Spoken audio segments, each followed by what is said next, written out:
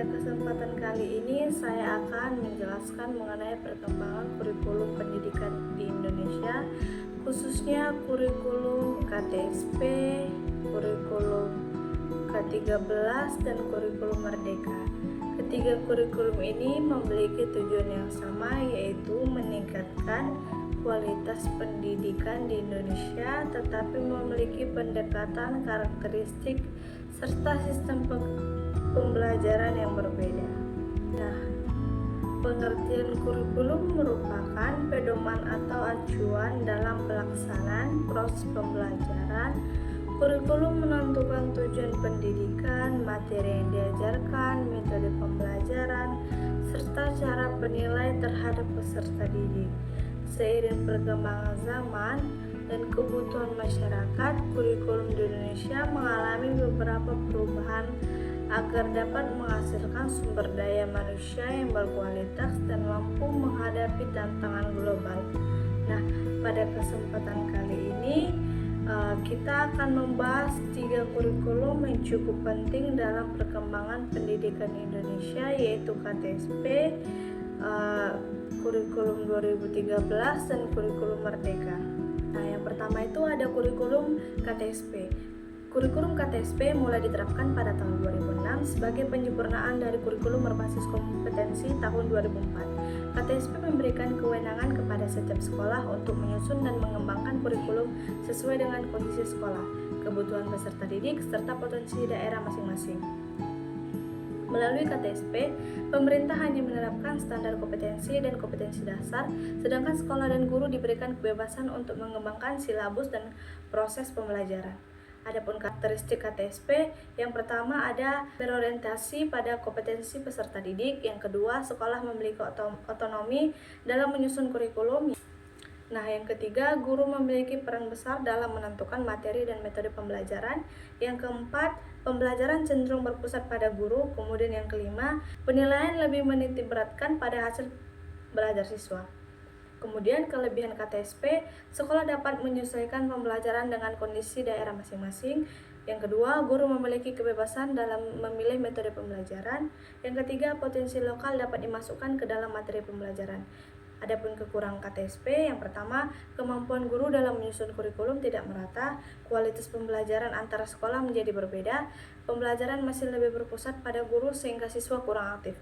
Walaupun memiliki kekurangan, KTSP menjadi salah satu langkah penting dalam memberikan kemandirian kepada sekolah dalam pengelolaan pendidikan. Kemudian yang kedua ada kurikulum K13. Pada tahun 2013, pemerintah memperkenalkan kurikulum 2013 atau K13 sebagai penyempurnaan dari KTSP. Kurikulum ini dibuat untuk menjawab tantangan perkembangan ilmu pengetahuan, teknologi, serta kebutuhan masyarakat modern. Kurikulum 2013 tidak hanya menekankan aspek pengetahuan, tetapi juga mengembangkan sikap dan keterampilan peserta didik. Dengan demikian, siswa diharapkan menjadi pribadi yang berkarakter, kreatif, dan mampu berpikir kritis. Nah, adapun tujuan kurikulum 2013, yang pertama ada sikap spiritual, yang kedua sikap sosial, yang ketiga pengetahuan, yang keempat keterampilan. Nah, kemudian adapun karakteristik kurikulum 2013, yang pertama berpusat pada peserta didik, yang kedua menyeimbangkan aspek sikap, pengetahuan, dan keterampilan, yang ketiga guru berperan sebagai fasilitator, yang keempat menggunakan pembelajaran berbasis aktivitas, yang kelima menggunakan penilaian autentik yang menilai proses dan hasil belajar, yang keenam menanamkan pendidikan karakter. Kemudian kelebihan kurikulum 2013, yang pertama membentuk karakter siswa, yang kedua siswa lebih aktif dalam pembelajaran, yang ketiga mengembangkan kemampuan berpikir kritis dan kreatif, yang keempat penilaian lebih menyeluruh. Adapun kekurangannya yaitu administrasi guru cukup banyak, kemudian membutuhkan pelatihan dan kesiapan guru, sistem penilaian dianggap lebih rumit. Walaupun demikian, kurikulum 2013 memberikan perubahan yang cukup besar terhadap pola pembelajaran yang lebih aktif dan berorientasi pada pengembangan karakter. Kemudian ada kurikulum Merdeka.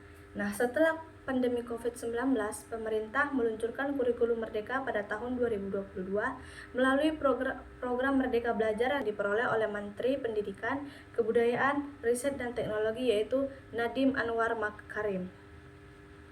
Nah, kurikulum Merdeka hadir untuk memberikan fleksibilitas yang lebih besar kepada guru dan sekolah dalam melaksanakan pembelajaran.